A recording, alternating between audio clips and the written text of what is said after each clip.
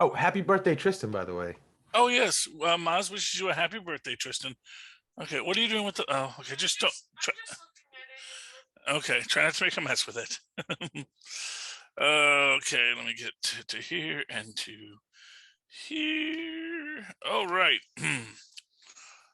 Avast me, hearties, and welcome once again to Full Stream Ahead. Arg, I am your captain, Charlie, the Professor Esser. And with me, as always, is me skinny rich friend. It's Maz. Hey, Maz, welcome to tonight's episode. Sorry, Marvel short. A funny thing happened on the way to Thor's hammer. Wait a second. I gotta go one more. Get my breakdown on this. Uh, okay.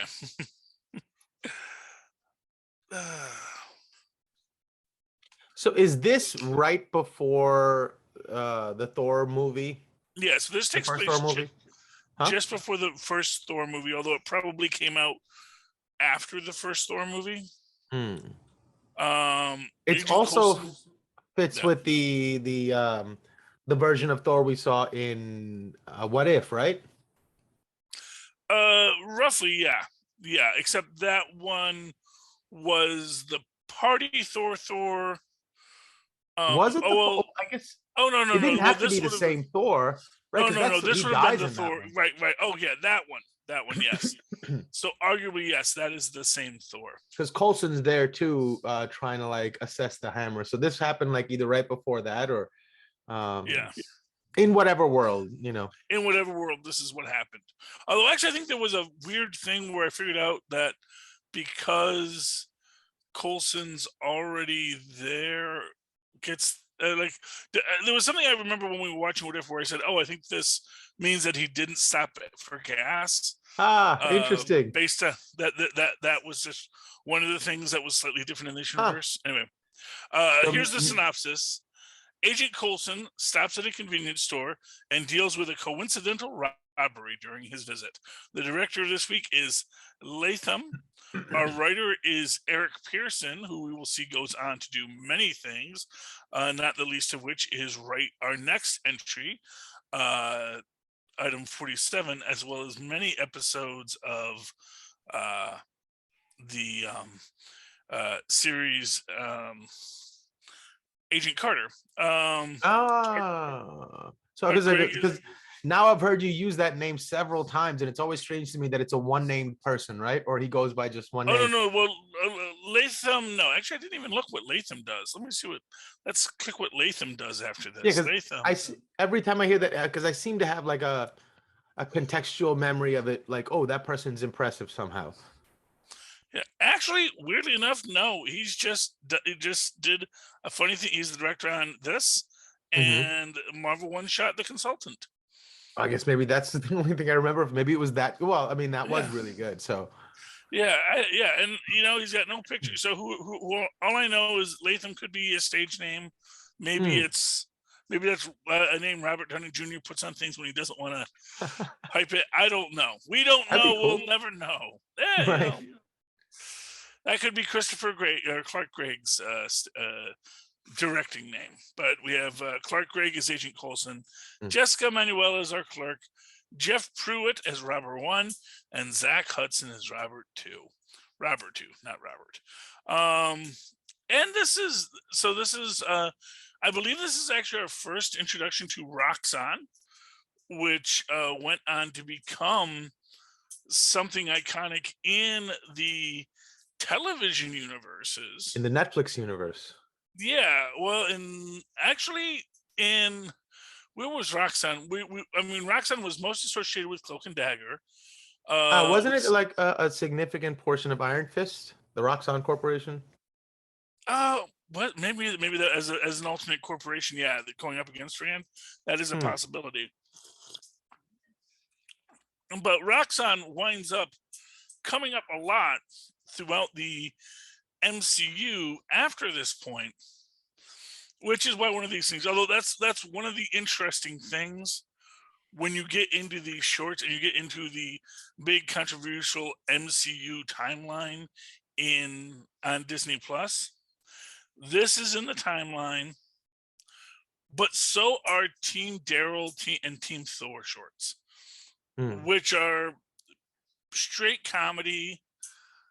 And so when you get into that, that everything in that should not be taken as canon. Although at the same time, they often refer back to them. So there's like a weird little vibe where you kind of get the idea that, like I always say, anything that needs to be canon can be canon, and a lot of stuff just will never be canon because, at least not in in these characters interacting.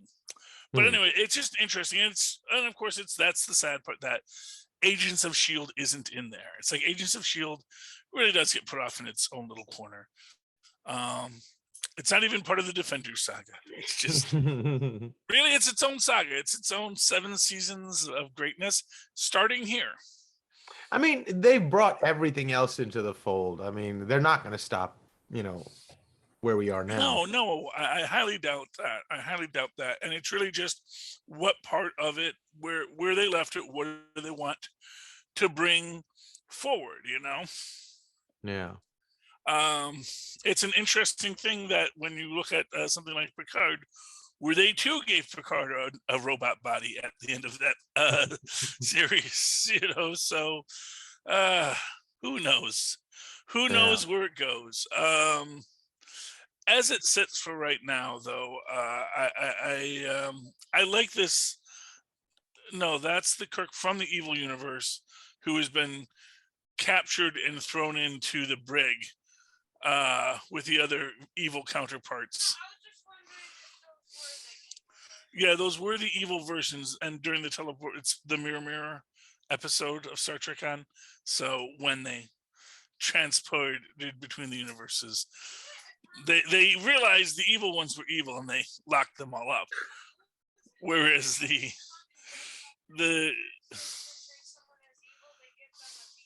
yes, because of this TV show, yes, that is where goatees being evil became a thing. Although arguably, I guess goatees were evil before then.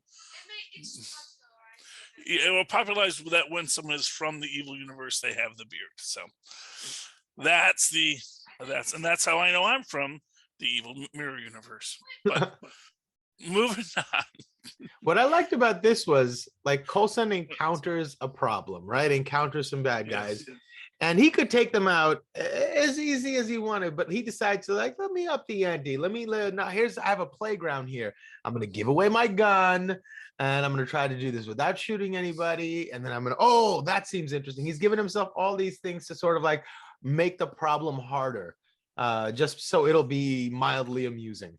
Well, that part was interesting to me. And also what it does, and this is the other aspect that I think is important to it, is it keeps the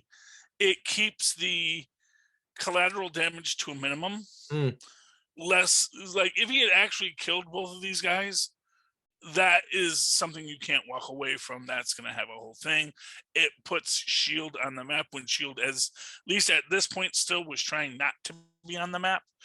Right, but I mean, even if he wanted to take them out, I'm sure he had a gadget with which he could do it, or he could just like calmly go up there and do it. But he wanted to like set up the scenario. Hey, I'm about to do something. See if you can catch what I'm about to do, like a magic trick, right?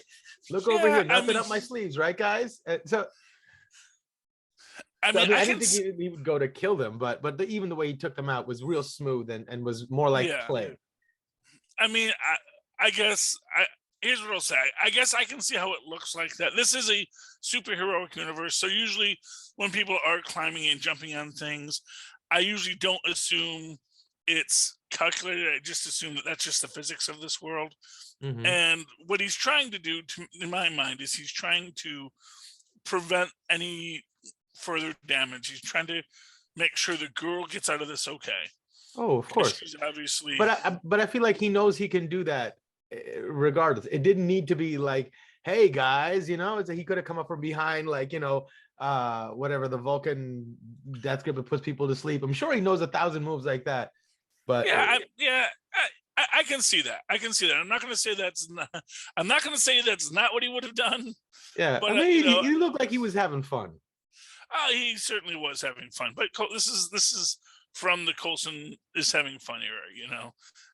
and Yeah. this was when they were just doing, and it's weird because you can see that so much of this was with a mind towards the Agents of Shield property and the expansion into that Mm. universe, which is one of the things that I tell you is the weirdest thing about Agents of Shield, because even though that wound up under, Whedon and the Marvel Television Studios, Kevin Feige's a producer on this one, and I do think he was a producer on Agents of Shield too. I'd have to go back and double check it, but I think that he's had his fingers into all of these pies for most of the entire run of all of them, which is why I think that all of this does come back eventually, but they don't want to overplay it, They,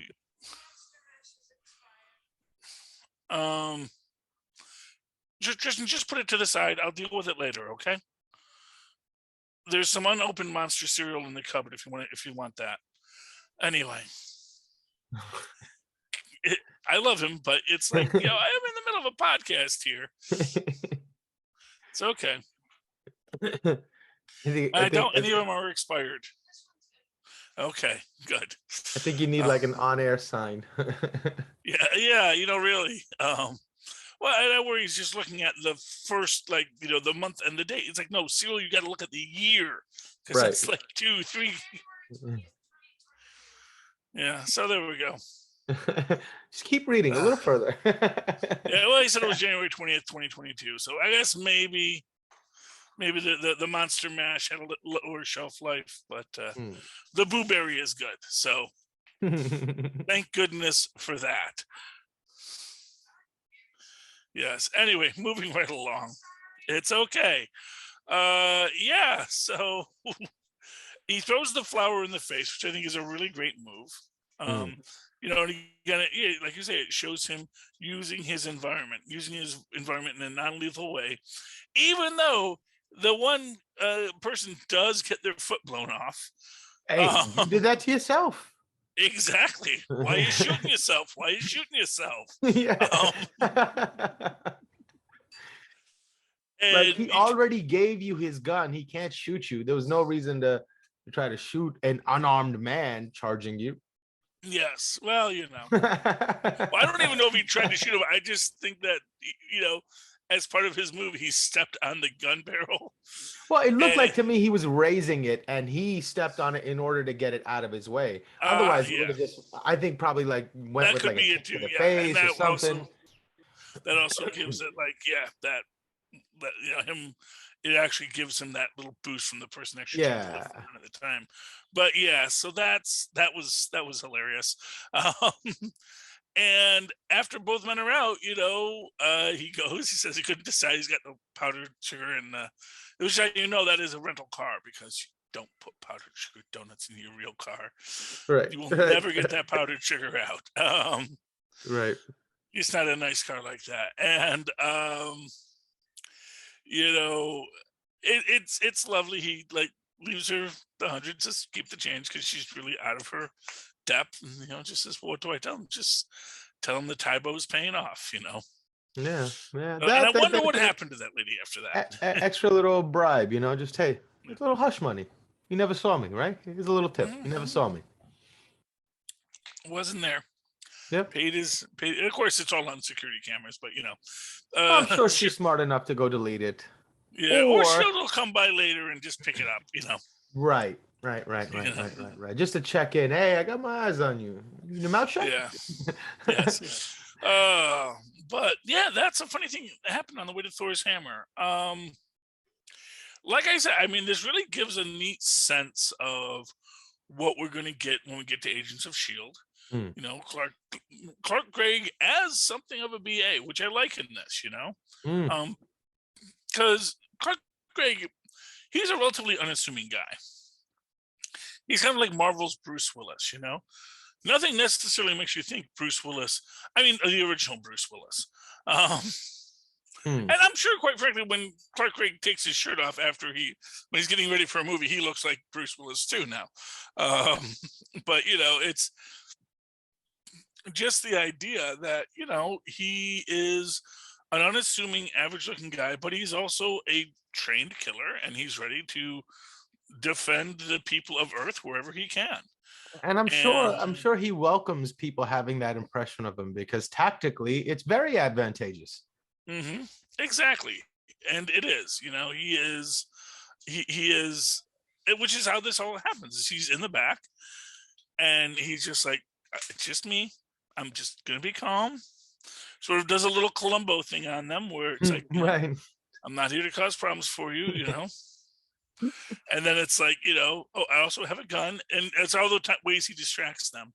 And then, when he moves over to the aisle to slide it to the other guy, Right. it looks like, and that's what's great about it, because it is about line of sight too. Because when he does that, immediately the other guy who had a gun on him now doesn't have a gun on him because he can't see what he's doing.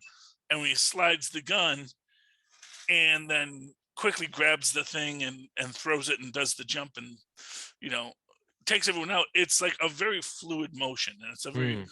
fluid set of moves, and that gets us to what I think is going to be Marvel's small screen uh idea, which is the close quarter hallway fight, Mm. and that is what is going to be the defining traits. This is, much like Agent Mm. Carter, these were meant to be this proof of concept. We can bring Marvel to television.